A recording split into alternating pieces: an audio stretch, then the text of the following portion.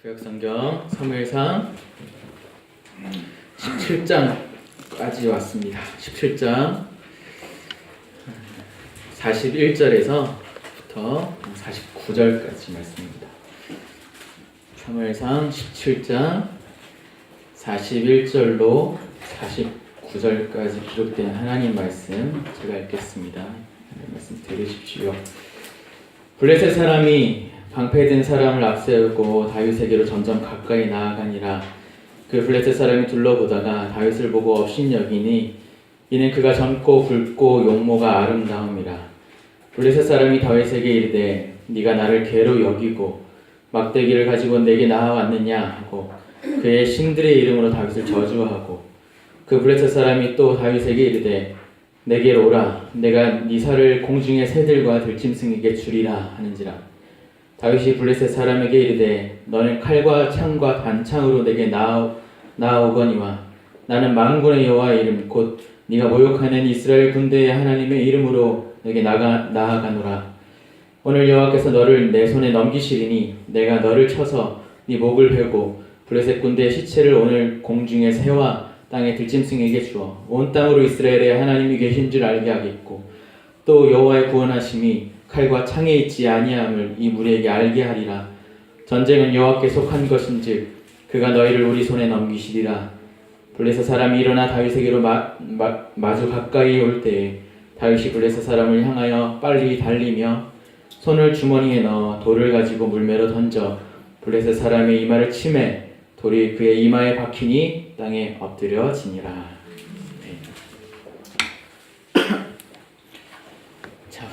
옆에 있는 분 눈 한번 마주치실까요? 네, 눈 한번.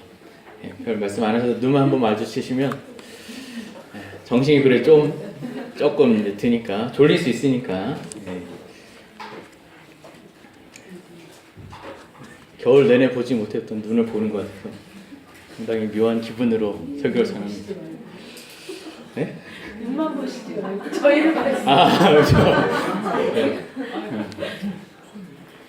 자, 오늘 말씀 제목을 여호와께 속한 전쟁이라고 지어봤습니다. 오늘 사무엘상 17장 말씀에는 유명한, 그렇죠? 많이들 알고 있는 유명한 이야기가 그려지고 있죠.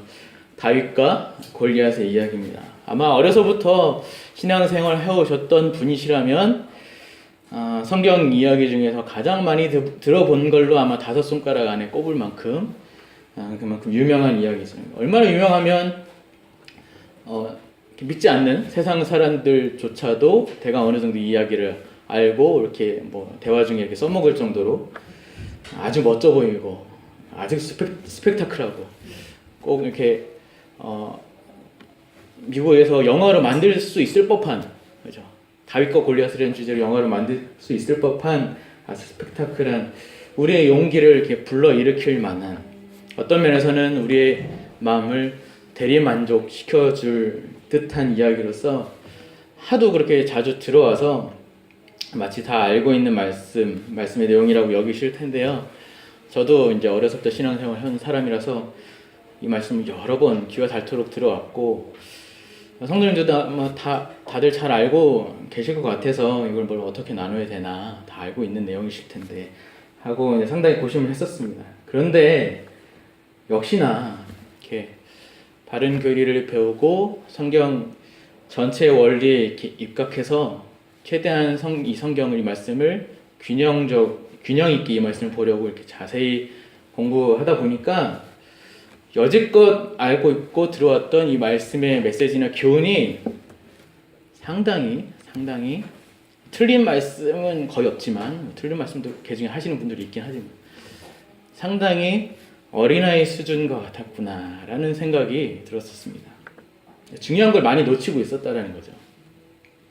우리는 다윗하면 이스라엘의 왕 중의 왕, 그리고 시편 말씀을 가장 많이 기록한 사람, 그리고 예수 그리스도의 조상이면서 동시에 예수 그리스도를 예표하는 사람, 그리고 하나님 마음에 합한 사람이라고 하는 성경의 증언까지도 이제 미리 알고 있어서 그 훌륭함을 어디까지 끌고 와서 대입을 하냐면 다윗의 모든 경우에다 다 대입을 합니다. 그러니까 다윗이 기름 부음 받기 전에도 그랬고 신앙이 남달랐고 골리앗 앞에서도 신앙이 남달랐고 왕이 되어서는 뭐 물론이고 모든 경우에 훌륭했을 거라는 이렇게 선입견을 가지고 다윗을 바라봅니다. 그래서 다윗의 모든 행동을 다 이렇게 칭찬하죠. 딱 한 가지 빼고 뭔가요? 밧세바를 범한 사건을 제외하고서는 다윗을 다 칭찬합니다.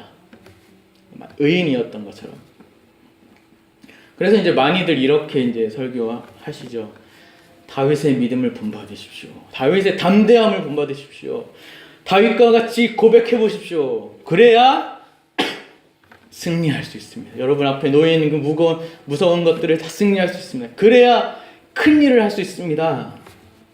여러분이 승리하지 못하고 여러분이 큰 일을 하지 못하는 것은 다 다윗과 같은 용기가 없어서 그렇고 신앙이 없어서 그렇고 담대하지 못해서 그렇습니다. 회개하십시오 라고 그런 식의 메시지나 설교들 다윗을 이렇게 엄청 띄우고 우리의 못남을 막 자극하는 그런 설교를 많이 들어왔었습니다. 그런데 이런 가르침을 들으면 그 순간에는 이렇게 자극이 되고 도전이 되고 우리의 못남을 이렇게 반성하게 되지만 그렇게 되면 결국에 우리가 신앙하는 목표가 하나님이 아닌 다윗에게로 맞추어지게 되는 또 다른 우상이 만들어지게 되는 것입니다. 그런 결과를 초래하게 되죠. 물론 다윗이 훌륭한 건 이렇게 부인할 수 없는 사실이죠. 그렇죠?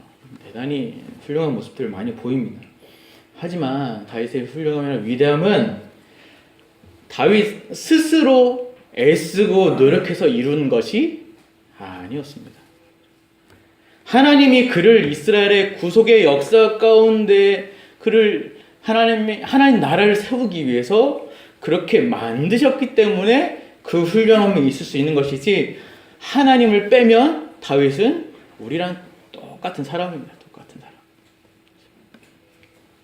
성경이 의도하고 있는 것은 다윗의 훌륭함을 강조하는 것에 있지 않습니다. 성경은 위인전기나 신화가 아니라 살아계신 하나님을 드러내고 우리에게 가르쳐주는, 알려주는 계시이기 때문입니다. 성경은 다른 책들과 달라요. 그런 의미에서 어떤 교단에는 성서라고 그래요. 책이라고 그래요. 그럼 우리는 성경이라고 합니다. 경. 또 다른 권위가 실리는 표현이거든요. 성경이 강조하는 건요, 하나님의 어떠하심을 드러내고 높이고 사람에 대해서는 그 한계와 어리석음과 죄인됨을 드러내고 있습니다. 달라요. 그 어리석음과 한계와 죄인된 인간에게 찾아와 누가 일하시죠? 하나님이 일하시는 거예요. 그게 성경입니다. 그게. 그래서 앞으로 사무엘상은 이제 우리가 쭉 계속해서 보면서 다윗에 대한 얘기가 이제 쭉 진행될 때 기존에 가지고 있던 다윗에 대한 선입견을 이렇게 좀 지우시고 성경이 시간 속에서 말하고 있는 성경이 이제 시간의 흐름 따라서 말하고 있는 흐름과 정황과 그리고 우리 안에 있는 상식과 문맥 안에서 성경 있는 그대로를 보시면서 다윗의 어떠함이 아닌 하나님의 어떠하심을 발견해서 성경이 왜 그 하나님을 드러내고 있는가를 발견하시고 깨닫는 시간이 되시기를 바랍니다. 오늘 사무엘상 17장 말씀은 다윗이 이스라엘 앞에 이제 공적으로 이스라엘 모든 이제 국가 앞에서 공적으로 등장하게 되는 말씀입니다. 물론 지난 시간에 이제 16장에서도 다윗이 등장하고 사무엘로부터 이제 기름 부음 받지만 공식적으로 드러난 것은 아니었죠. 아직까지 이제 그저 베들레헴이라고 하는 시골에 사는 이새라고 하는 노인의 그냥 막내 아들에 불과합니다. 물론 하나님의 섭리로 16장에서 소개된 것 같이 사울 왕이 악령에 의해서 괴롭힘을 받고 다윗이 어떻게 음악을 잘한다, 수금을 잘 연주한다라는 소문이 이렇게 들리고 전해지게 되면서 이제 왕실로 불려가고 사울을 음악으로 치료해주고 이쁨을 받으면서 이제 사울이 알바자를 하나 내주죠. 이제 무기를 관리하는 자로서, 그리고 또 수금을 연주하는 자로서 왕실 내내 있었던 건 아니고요. 왕실을 출퇴근하면서 살게 되지만 일이 없을 때는 집에서 양을 치는 그냥 목동으로 그냥 그렇게 살아가는, 그리 크게 부각되지 않은, 이스라엘 전체에서 크게 부각되지 않은 그런 아주 평범한 소년에 불과합니다. 다윗 자신도 자신이 왕이 될 거라는 그 약속을 실감했을까요? 못했을까요? 실감하기 어려웠겠죠, 아직. 느닷없이 한 선지자가 딱 자기네 집에 딱 찾아와서 자기를 부르더니 자기의 기름 부었잖아요. 그죠? 왕이 될 거라는 뜻으로 기름을 부었잖아요. 다윗이 원래 왕이 되고 싶은 비전을 가지고 있었다거나, 아니면 뭐 어려서부터, 아기 때부터 나 왕이 될 거야 하고 기도를 간절히 하고 있었다거나, 아니면 아버지 이새가 우리 막내를 이렇게 애지중지하면서 왕으로 이제 키울 생각에 조기 교육을 했다거나, 이런 거 전혀 없었어요. 그 누구도 다윗이 왕이 되기 위한 어떤 야망이나 꿈을 가지지도 애써 노력하지도 않았었습니다. 성경에 그것을 전혀 말하고 있지 않아요. 하지만 오늘의 이 사건으로 이제 다윗은 역사의 전면에 이스라엘 앞에 공적으로 이제 등장하고 구국의 영웅이 됩니다. 이 골리앗과의 이제 싸움도 사실 뭐 다윗도 본인이 그 전부터 뭐 이렇게 골리앗을 꼭 죽이고 말 거야 하면서 칼을 갈아왔거나, 이를 갈고 막 기다린 때를, 아버지의 복수를 기다린 사람들처럼 이렇게 막 이를 갈면서 기다린 싸움도 아니고, 그저 앞에 우리가 안 읽었지만 그저 전장에 나가 있는 형들에게 도시락 갖다 주고 안부를 확인하고 알아라는 아버지의 심부름에 의해서 전장터에 배달 간 것 뿐이었습니다. 17장의 17절, 18절 같이 읽어볼까요? 17장 17절, 18절 시작. 이새가 그의 아들 다윗에게 이르되 지금 네 형들을 위하여 이 볶은 곡식 한 에바와 이 떡 10덩이를 가지고 진영으로 속히 가서 네 형들에게 주고 이 치즈 10덩이를 가져다가 그들의 선부장에게 주고 네 형들의 안부를 살피고 증표를 가져오라. 그래서 아침 일찍 아버지 심부름 때문에 아침 일찍 일어나서 아버지 시키는 대로 전쟁터에 심부름을 갔다가 20절에서 24절 같이 읽어볼게요. 20절에서 24절 시작. 이 아침에 일찍 일어나서 양을 양지키는 자에게 맡기고 이새가 명령한 대로 가지고 가서 진영에 이른즉 아침 군대가 전장에 나와서 싸우려고 고함치며 이스라엘과 블레셋 사람들이 전열을 벌이고 양군이 서로 대치하였더라. 다윗이 자기의 짐을 짐 지키는 자의 손에 맡기고 군대로 달려가서 형들에게 문안하고 그들과 함께 말할 때에 아침 블레셋 사람의 가드 사람 골리앗이라 하는 자가 그 전열에서 나와서 전과 같은 말을 하매 다윗이 들으니라. 이스라엘 모든 사람이 그 사람을 보고 심히 두려워하여 그 앞에서 묻는다며. 그러니까 다윗이 심부름 갔다가 전쟁의 상황을 보게 되고 엿듣게 되는 거죠. 전쟁의 상황이 어떻나요? 골리앗이라고 하는 거대한 장수 때문에 이스라엘이 지금 어쩌고 있어요? 심히 두려워, 벌벌 떨고 있는 거예요. 그러니까 어떡하나 우린 다 죽게 생겼다. 골리앗이 어떤 사람이길래요? 대강 아시겠지만 17장 이제 4절에서 설명하고 있는 것처럼 골리앗은 3m에 가까운 사람이었어요. 3m라고 하면 대충 천장만 했다고 생각하시면 될 것 같아요. 천장보다 좀 높을 거예요. 3m가. 그러니까 요즘 TV에 나오는 농구선수 출신 가장 키 큰 사람 서장훈 씨가 이제 연예 프로에 나오는, 보통 연예인들과 딱 같이 섰을 때 엄청 나잖아요. 어깨 더 있잖아요. 서장훈 씨가 2m 7cm거든요. 그거보다 한 1m가 더 크다고 생각해요. 보통 사람에서 뭐 거의 2배 가까운 정도의 이제 크기로 이만하게 서 있는 거죠, 그냥. 그리고 입고 있는 갑옷의 무게만 해도 한 7, 80kg. 제가 이렇게 타고 있는 거예요.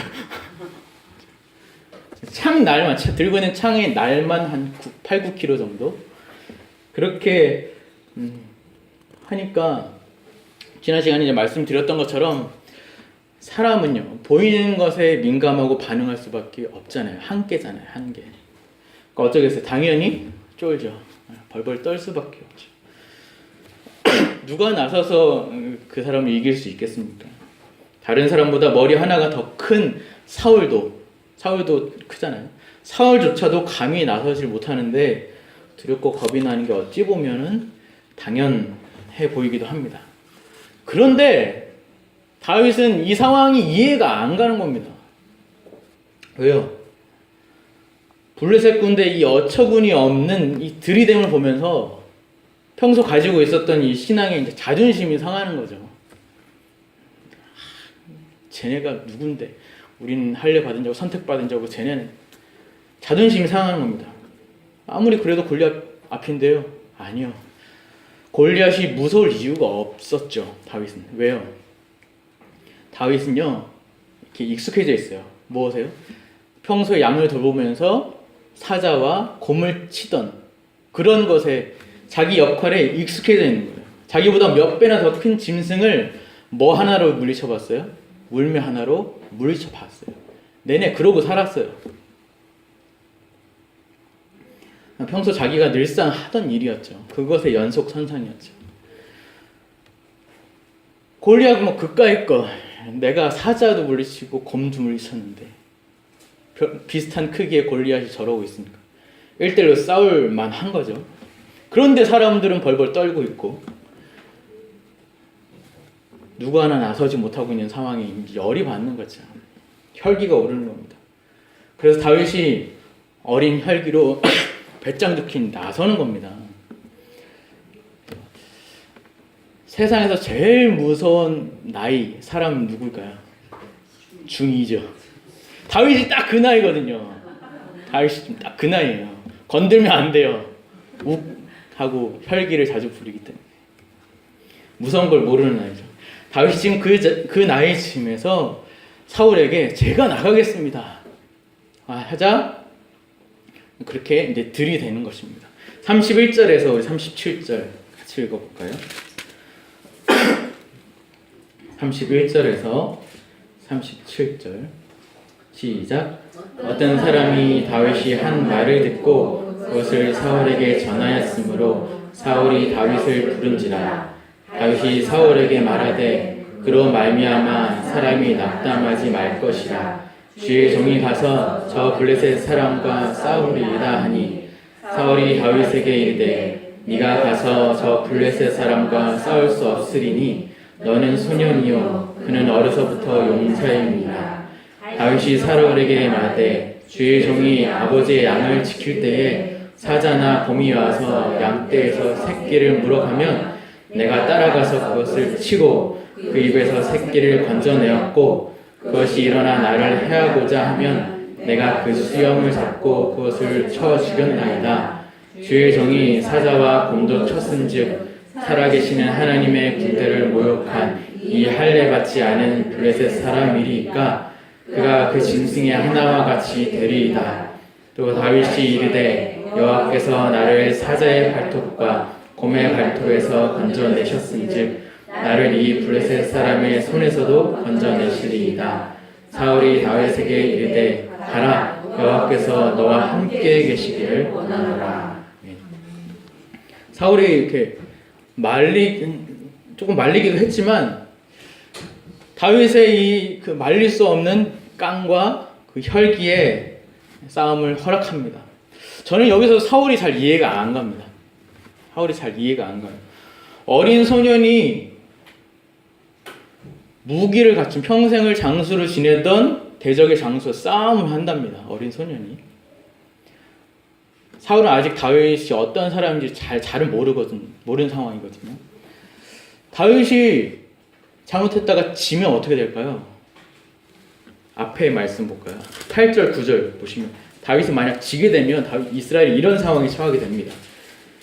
8절에서 9절 시작. 그가 서서 이스라엘 군대를 향하여 외쳐 이르되 너희가 어찌하여 나를 버렸느냐? 나는 블레셋 사람이 아니냐? 너희는 사울의 신복이 아니냐? 너희는 한 사람을 택하여 내게로 내려보내라. 그가 나와 싸워서 나를 죽이면 우리가 너희의 종이 되겠고 만일 내가 이겨 그를 죽이면 너희가 우리의 종이 되어 우리를 섬길 것이니라. 어떤 상황이죠? 서로 이제 본격적인 전쟁을 하기 전에 기싸움을 하면서 이제 1대1 싸움을 제한하는 겁니다. 고대 이제 전쟁 방식이라고 해요. 그래서 이제 지는 편이 이기는 편의 종이 되는 거예요. 이제. 나라 전체가 이제 종이 되는 거예요. 항복하게 되는 거죠. 말하자면 도박을 하는 겁니다. 도박을. 그러니까 다윗이 잘못해서 졌다가는 나라가 그냥 다 이제 블레셋의 종이 되는 거잖아요. 그러니까 사울이 다윗의 그 기백을, 그 혈기를, 그 깡을 말릴 법도 한데, 말려야 정상인데 사실 소년한테 나라를 다 떠맡기는 상황인 거잖아요. 말릴 법도 한데 사울은 끝내 말리지 않고 그대로 허락을 합니다. 이상하죠. 왜 그럴까요? 허락을 합니다. 그래서 어쨌건 다윗은 싸움에 덤벼들어 평소 하던 대로 양떼를 돌보면서 이제 사자와 곰의 공격을 이제 막아냈던, 새끼를 잡아가면 이제 쫓아가서 잡아서 죽였던 그 평소 그 실력대로 하나님이 나와 함께 하신다고 믿었던 그 순수한 어린아이의 그 순수한 신앙으로 어떤 면에서는 세상 물정 모르는 철없는 모습으로 그냥 물매를 똑같이 휘둘렀을 뿐입니다. 여러 번 휘둘렀던 것도 아니죠. 한 번 휘둘렀어요. 다윗은 그냥 평소 하던 대로 한 거예요. 그렇죠? 성경을 상식선에서 보시면 됩니다. 상식선에서. 되게 비장하고 아주 남달랐던 신앙과 어떤 특별한 어떤 초인적인 힘으로 딱 죽인 게 아니라고요. 다윗을 너무 멋지게 볼 필요가 없다는 거예요. 놀라운 건 아까 얘기했던 것처럼 한 방에 골리앗의 이마에 정통으로 명중해서 쓰러지고, 자, 아예 끝장을 내기 위해서 골리앗의 칼을 뺏어다가 쓰러진 상황에서 뺏어다가 이제 골리앗의 목을 뱁니다. 다윗의 승리고 이스라엘의 승리죠.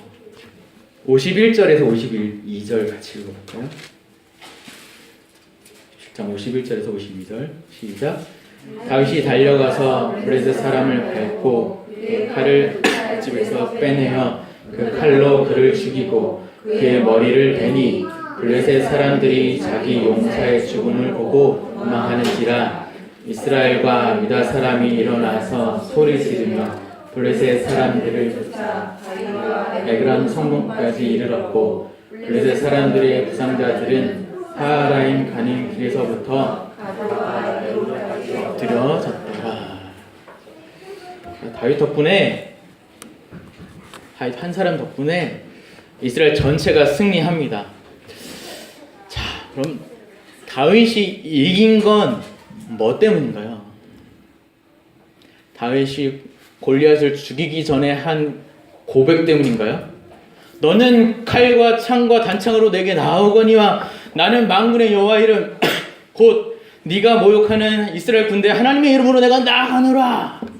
이것 때문인가요? 이것 때문에 이겼나요? 아니면 여호와의 구원하심이 칼과 창에 있지 아니함을 이 무리에게 알게 하리라. 전쟁은 여호와께 속한 것인즉 그가 너희를 우리 손에 넘기시리라 라고 하는 어떤 그 담대한 선포 때문에 이긴 것인가요? 아니라고요.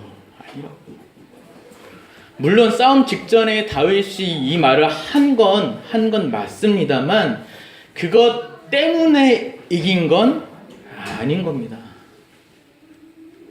우리도 다윗과 같은 이런 고백만, 이런 믿음만 있으면 무조건 100% 이길 수 있다는 거잖아요. 아니라고요.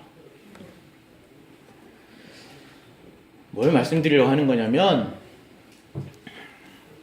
우린 자꾸만 다윗에게서 그 해답을 찾으려고 한다는 겁니다. 그러니까 원인과 근거를 다윗에서 찾는다는 거죠.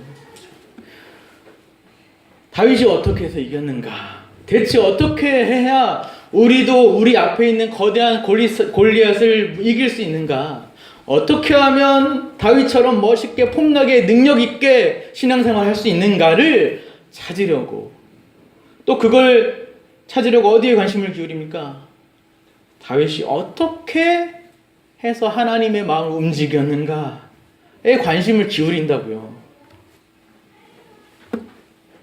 다윗이 한 말과 다윗이 한 행동에 자꾸 집중을 하는 거예요. 찾는 거예요.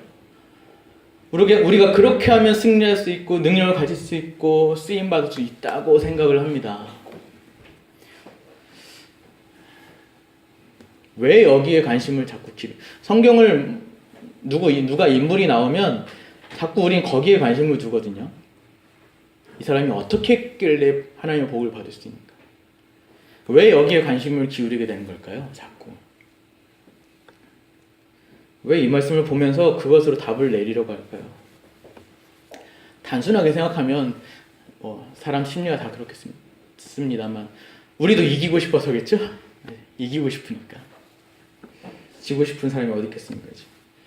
그러나 좀 더 고질적이고 좀 근본적인 문제는 우리의 사고방식이 늘 거기에서 머물기 때문입니다. 사고방식이.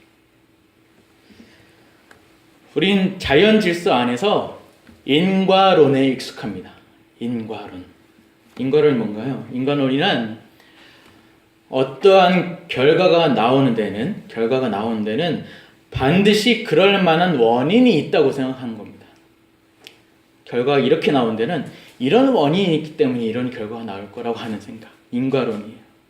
그러니까 좋은 결과가 나온 건 그만한 좋은 원인이 있기 때문에, 마치 자판기에서 음료수를 뽑아 먹듯이 음료수를 이걸 뽑으려면 500원짜리를 넣어야 된다. 그리고 뭔가 결과가 좋지 않고 뭔가 문제가 있는 건 원인이 안 좋은 뭔가 문제점, 결함이 있기 때문에 이런 잘못된 문제가 일어난다 이라고 생각하는, 이게 인과론이에요. 인과론. 이게 세상 질서고, 어떤 면에서 세상 질서고 세상의 자연스러운 판단 방식입니다. 모든 문제를 이렇게 분석할 때. 지난 시간에 말씀드렸듯이 사람은 보이는 현상으로만 판단할 수 없는 한계가 있기 때문에, 그런 존재이기 때문에도 그렇죠. 그래서 이런 인과론 사고방식을 어디까지 끌고 오냐면 신앙생활에서도 이 인과론을 너무 자연스럽게 대입합니다. 어떤 사람이 복을 받는 이유는 왜 그래요? 복을 받을 만한 행동을 했기 때문에 복을 받는다라고 생각. 안 좋은 일이 일어나면 뭔가 나쁜 짓을 했고 죄를 졌기 때문에 안 좋은 결과가 일어나, 벌을 받는다라고 생각한다는 거예요. 그렇게 쉽게 단정을 내리기가 쉬워요. 가다가 탁 넘어졌어요. 넘어지면 내가 뭐 잘못한 거 있나? 하나님 이렇게 나 잘못한 거 깨닫게 하시면, 이런 생각이 자연스럽잖아요, 되게. 우리 보편 신앙인들에게까지 너무나 젖어든, 너무나 익숙한 이런 사고방식입니다. 그 고질적인 사고방식을 깨기 위해서 주신 것이 바로 성경이에요. 성경이 다 성경이 그 인과론에서 머물지 마라를 말씀하고 있지만, 성경 전체가 사무엘상도 그렇고 모든 본문들이 다 그것을 말하고 있지만 우리식대로 자꾸 해석하는 거죠. 그것이 아니다라고 말하는 것이 성경이고, 가장 제대로 보여주고 있는, 가장 극명하게 보여주고 있는 성경이 어디냐면 욥기입니다. 욥기 1장 1절에는 욥이라는 사람이 딱 나오는데, 욥이라는 사람이 아주 온전하고 하나님을 경외하던 사람이라고 못을 딱 1절에 받고 시작을 합니다. 근데 그는 욥기가 거의 끝날 때까지 어떻게 살아요? 처음 1장부터 시작해가지고 내내 고통받고 고난받고 억울한 가운데 살죠. 원인 모를 고통과 고난에 시달립니다. 누구만 알아요? 사단하고 하나님만 아는 거예요. 친구들이 와서 이런 질문을 하죠. 되게 철학적인 이제 대화들이 오고 가는데 좀 어렵게 느껴지긴 하는데 쉽게 말하면 이거 야, 너 지금 너 그런 거 너 지금 너 죄 때문에 그런 거야. 회개해. 욥은 아니야, 나 죄 진 거 없어. 그게 죄야. 라고 지적하는 거예요. 제 친구들이 와서 회개해라. 그러면 하나님이 이거 고난 다 걷어가실 거다. 얼핏 들으면 맞는 소리 같지만 하나님이 끝내는 누구의 편을 들으시나요? 친구의 편이 아니라 욥의 편을 들으세요. 하나님. 왜 그러시죠? 하나님은 사람이 어떠함에 따라서 복을 주고 안 주고 하는 분이 아니시라는 걸 가르쳐 주시는 거예요. 사람 하기에 달린 문제가 아니라는 거예요. 인생은. 자신의 뜻과 목적하시는 것을 이루시기 위해서 보편의 자연 질서 가운데 인과론적으로도 자연 질서 가운데 그렇게 움직이도록 돌아가시도록 하지만 그냥 그것대로 내버려 두시지 않으시고 그것을 넘어서 자신의 뜻에 따라서 목적에 따라서 일하시며 움직이시며 그 모든 상황과 조건과 자격과 원인을 뛰어넘어 결국 선을 이루고 완성하시는 분이라는 사실을 보여주시는 거예요. 욥에게 목적하시는 바가 그거예요. 그게 욥기고 그게 성경이 말하는 복음입니다. 그래서 그리스도가 우리를 위해 오신 것이잖아요. 그래서 못난 우리를 선택하신 거잖아요. 우리를 보고 선택하신 게 아니라 그의 작정 안에서 사람을 만들기 전에 우리를 이미 택하셨다고요. 그래서 우리를 구원하신 것이죠. 로마서 9장으로 가보실까요? 로마서 9장 10절. 로마서 9장 10절에서 18절까지 천천히 또박또박 읽어보겠습니다. 9장 10절 시작. 그뿐 아니라 또한 리브가가 우리 조상 이삭 한 사람으로 말미암아 임신하였는데 그 자식들이 아직 나지도 아니하고 무슨 선이나 악을 행하지 아니한 때에 택하심을 따라 되는 하나님의 뜻이 행위로 말미암지 않고 오직 부르시는 이로 말미암아 서게 하려 하사 리브가에게 이르시되 큰 자가 어린 자를 섬기리라 하셨나니 기록된 바 내가 야곱은 사랑하고 에서는 미워하였다 하신가 같으니라. 그런즉 우리가 무슨 말을 하리요? 하나님께 불의가 있느냐? 그럴 수 없느니라. 모세에게 이르시되 내가 긍휼히 여길 자를 긍휼히 여기고 불쌍히 여길 자를 불쌍히 여기라 하셨으니 그런즉 원하는 자로 말미암음도 아니요 다른 박질하는 자로 말미암음도 아니요 오직 긍휼히 여기시는 하나님으로 말미암음이니라.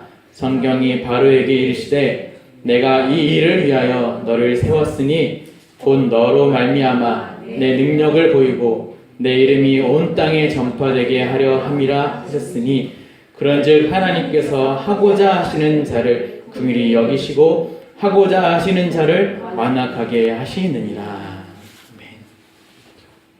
하나님은 하고자 하시는 자를, 뜻하신 자를 그렇게 만들어 가십니다. 사용하십니다. 모든 것의 원인이 하나님께 있다는 말이에요. 이 말은 그냥 모든 것이 하나님께 달려있다라는 말은 이 말은 단순히 하나님이 우리를 로봇 조종하듯이 그냥 비인격적으로 하나님 마음대로 그냥 막무가내로 조종하신다는 뜻이 아닙니다. 자연 질서, 즉 인과론을 완전 무시하지도 않으시면서 또 그것에 얽매여 계시지도 않으시면서 그것을 각 요소를 상황 발생하는 그 요소를 다 하나님께 주도하심으로 가장 적절하게 보이지 않는 손과 보이지 않는 말씀과 보이지 않는 성령으로 간섭하시며 다스리시며 이미 창조전에 계획하시고 작정하신 일들을 반드시 이루어내신다라는 의미입니다. 그런 의미 하나님께 달려있다라는 거예요. 그러니까 하나님을 인과론으로 이해하시면, 즉 사람 하기에 따라 달려있는 것으로 이해하시면 우린요 희망이 없어요.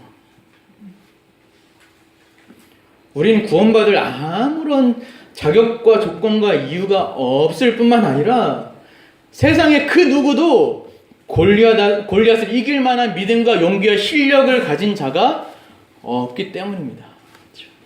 사람에게서 그걸 찾을 수가 없는 거예요.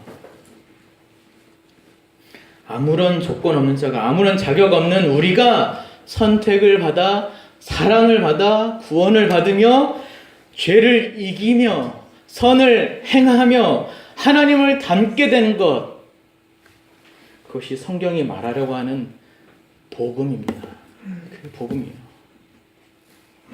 그것이 바로 하나님 되시는 하나님의 의요, 영광이요, 거룩이라는 거예요. 그래서 오늘 본문에서 강조하고 있는 것은 결국 무엇이냐면, 하나님께서 이렇게 다윗의 입을 통하셔서 그렇게 선언하고 계시죠. 본문 다시 가셔서 47절 같이 읽어보겠습니다. 47절 시작. 또 여호와의 구원하심이 칼과 창에 있지 아니함을 이 무리에게 알게 하리라. 전쟁은 여호와께 속한 것인즉 그가 너희를 우리 손에 넘기시리라. 보세요. 전쟁이 다윗에게 달려있는 것이 아니라니까요. 그렇게 선언하고 있잖아요. 다윗의 믿음 때문에 이긴 게 아니라고요. 이스라엘의 그 누구도 나설 수 없는 위기와 두려움과 답이 없는 상황 속에서 그것을 해결할 수 있는 분은 오직 하나님뿐이시다라고 선언하고 있어요. 다윗은 이스라엘의 왕으로서 기름 부음 받아서 그것을 이제 드러내며 선포하는 자로 쓰임을 받고 있는 것일 뿐입니다. 사울과 다른 모습이죠. 사실 다윗이 이렇게 멋지게 하나님께 쓰임을 받을 수 있었던 것도 사실 이미 성경이 말해 주었었어요. 어디 가보시면 앞에 16장 13절 16장 13절 같이 읽겠습니다. 시작. 사무엘이 기름 뿔병을 가져다가 그의 형제 중에서 그에게 부었더니 이날 이후로 다윗이 여호와의 영에게 크게 감동되니라. 사무엘이 라마로 가니라. 어째서 이렇게 된 거라고요? 기름 붓고 여호와의 영에 크게 감동되었다고요. 그러니까 여호와의 영, 성령님께서 다윗으로 하여금 이제 이스라엘의 진정한 이제 왕의 역할을 할 수 있도록 어떤 이렇게 신비한 능력을 주셨다는 의미가 아니라 어떤 초자연적인 은사를 발휘할 수 있게 하신 어떤 엑스맨이 막 되고 슈퍼맨이 되고 이런 게 아니라 그런 역할을 할 수 있도록 마음과 생각과 능력을 이렇게 붙드셨다는 거예요. 하나님이 이루고자 하시는 것을 만들어 가신 거죠. 그 원인이 누구에게 있는 거예요? 하나님께 있는 거라고요. 다윗이 잘나서 그런 게 아니라고요. 하나님의 열심히와 하나님의 은혜인 겁니다.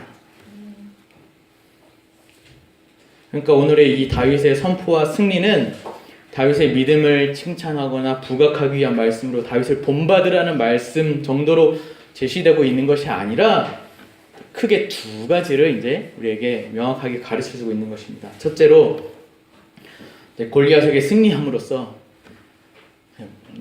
온 땅 앞에서 만방에 이스라엘에 하나님이 함께 계시다는 것을 알게 하는 것입니다. 이스라엘은 하나님이 지키신다.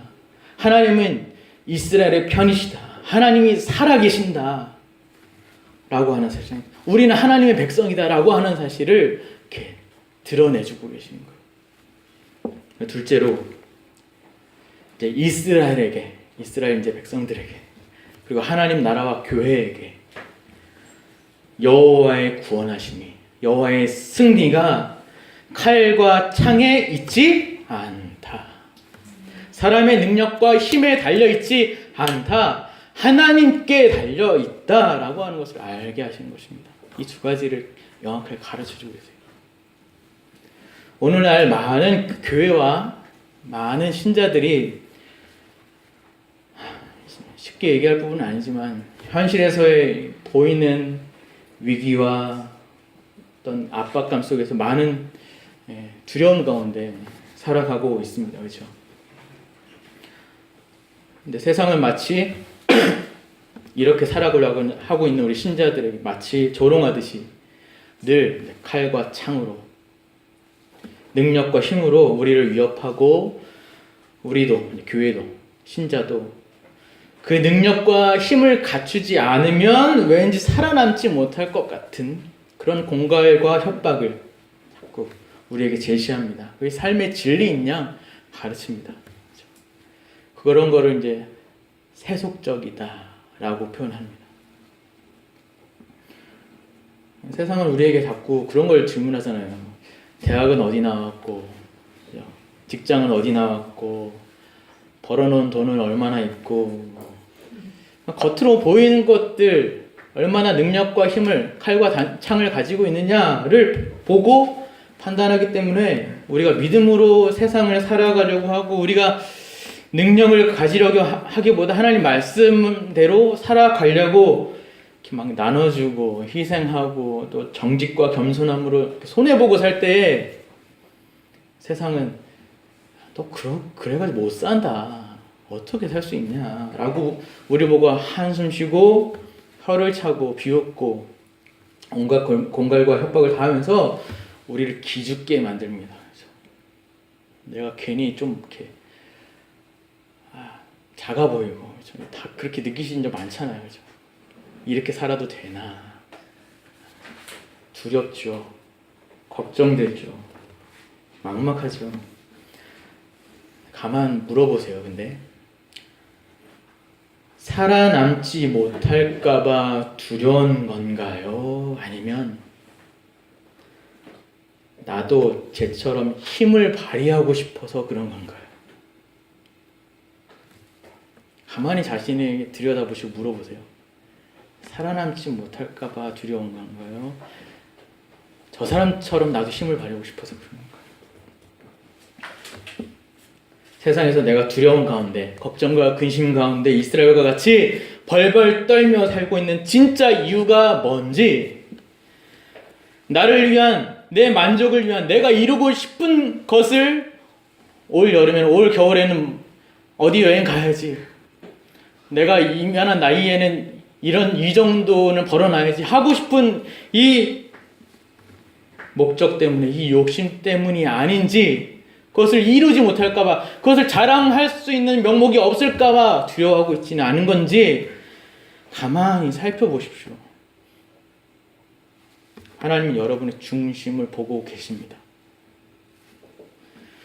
우리가 현실을 두려워하는 이유는 사실 겉으로는 하나님보다 현실이 더 많이 이제 눈에 보이니까, 현실이 더 크게 보이기 때문이기도 하지만, 더 궁극적인 이유는 더 깊이 들어가다 보면 우리 안에 있는 욕심, 죄 때문입니다. 죄 때문. 누구나 다 그래요. 그러니까 이스라엘처럼 누구도 못 나서는 거예요. 모든 이스라엘이 그 커다란 대적자 앞에서 벌벌 떨고만 있는 겁니다. 하나님이 안 보이는 겁니다. 그래서 하나님이 나서시는 거예요. 그래서 누구도 못 나서니까 다윗을 들어 사용하셔서 왕의 역할이 무엇인지 보여주신과 동시에 아무도 해결할 수 없는 문제 앞에서 하나님이 친히 나서심으로 내가 너희의 왕이며 내가 너희의 구원자이며 내가 너희의 힘이요 방패요 능력이요 생명이다. 두려워하지 말아라 라고 가르쳐 주시는 겁니다. 이거 가르쳐 주시려고 누가 오신 거예요?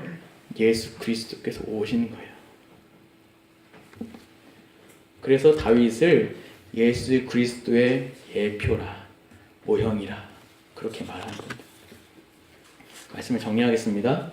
오늘 말씀은 다윗처럼 전쟁터에 맨몸으로 가도 된다, 아무것도 가질 필요 없다를 가르치는 말씀이 아닙니다. 믿음 하나면 100% 다 승리한다를 가르치지도 않습니다. 하나님은 칼과 창으로 세상을 이기시지 않는다. 보이는 힘과 능력으로 이기시지 않는다. 전쟁은, 인생은 하나님께 속해 있다. 우리 인생은 하나님께 달려 있다. 그러니 겁내지 말아라. 두려워하지 말아라. 우리에게 맡겨진 그 길을, 그 역할을 믿음으로, 하나님이 기뻐하시는 방식으로 순종으로 걸어가라입니다. 살아계신 하나님께서 모든 문제의 주권자이시며 통치자이시며 그분이 우리의 모든 순간과 사건과 모든 경우와 문제 앞에서 우리를 위하시며 우리를 위해 일하신다라는 사실을 잊어버리고서, 그것을 모르고서 아무리 최선을 다한들, 아무리 아둥바둥 열심히 살아간다 한들, 그래서 혹 아무리 대단한 결과를 맛보고 누리게 되었다 한들, 그것은 하나님 앞에서는 다 헛되고 헛된 것입니다. 말짱 도루묵이라는 거예요. 밥에 탈 것 같이 다 쓰러지는 것들이. 세상의 기준으로 내 능력이 이렇게 좀 부족해도, 내가 가지고 있는 것이 조금 부족한 것 같아도 너무 걱정하지 마십시오. 그것이 여러분의 인생을 좌지우지하지 않습니다. 아무것도 안 해도 된다, 게을러도 된다를 말하는 거 아닌 거 아시죠? 여러분이, 성도님들이 할 수 있는 데까지, 하게 하시는 만큼, 허락하시는 만큼 최선을 다하시는 것으로 결과는 하나님께 맡겨드리면서 인도하시는 걸음만큼 걸어가시면 된다는 말씀입니다. 그것을 통해서 하나님이 영광으로 나타내신다고 한다는 것입니다. 반대로 세상의 기준으로 내가 조금 남들보다 좀 능력이 있어 보이고 조금 넉넉하다 할지라도, 내가 또 조금 다른 사람보다 조금 자랑거리가 조금 있는 사람이다 할지라도 그것에 의존해서 안심하거나 재거나 목소리를 높이지 마십시오. 주시는 분도 여호와시오, 취하시는, 거두시는 분도 여호와십니다. 그것이 여러분을 죄 가운데로 머물게 하는 것들이라면 하나님께서 반드시 거두실 것입니다. 여러분을 하나님의 자녀답게 만드시는 게, 하나님의 백성답게 만드시는 게 하나님의 뜻이자 목적이기 때문에 그렇습니다. 오늘의 말씀이 다윗을 본받는 것 이상의 하나님 우리에게 주시고자 하시는 진정한 위로와 교훈이 담겨 있다는 그 뜻을 아시겠죠? 마지막으로 말씀 한 구절만 찾아 읽고 마치겠습니다. 잠언 말씀입니다. 잠언 16장입니다.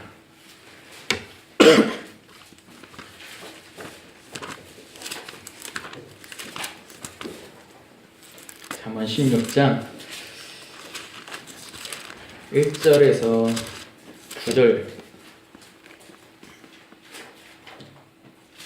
9절까지인데요.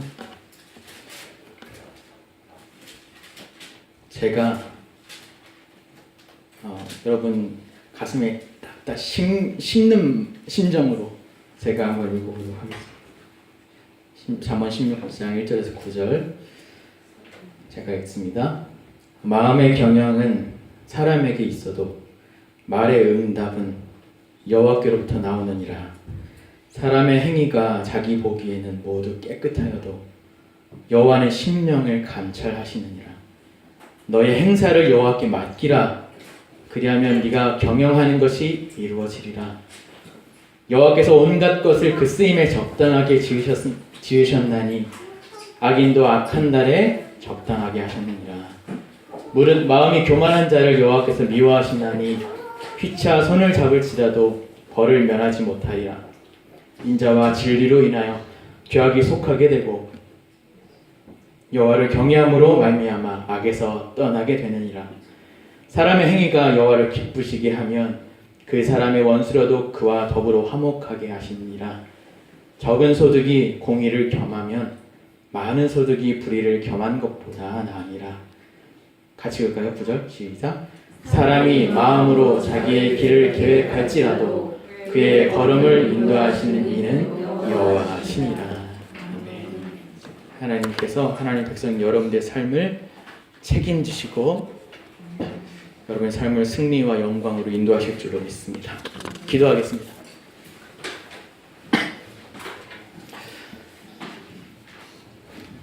사랑이 많으신 하나님 아버지 감사합니다.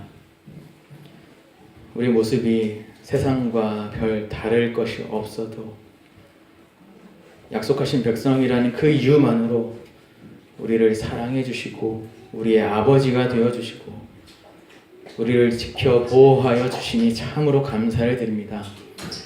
모든 것이 하나님으로 말미암고 모든 것이 하나님께로 돌아가는 줄로 믿습니다. 우리의 삶도 하나님으로부터 시작된 것이며 하나님이 만들어 가시며 하나님이 완성케 하실 줄로 믿사오니 칼과 창으로 가지고 보이는 능력과 힘으로 세상에 승리하려고 발버둥 치는 자가 아니라 만군의 여호와의 이름을 믿는 자로 하나님이 기뻐하시는 방식과 뜻을 물으며 하나님이 행하시도록 의존하며 맡기며 그 말씀대로 순종하며 살아가는 거룩한 주의 백성 되게 하여 주시옵소서. 주께서 우리를 가장 선한 길로 인도하실 줄로 믿습니다. 우리의 선한 목자 되신 예수 그리스도 이름으로 기도합나이다. 아멘. 찬송가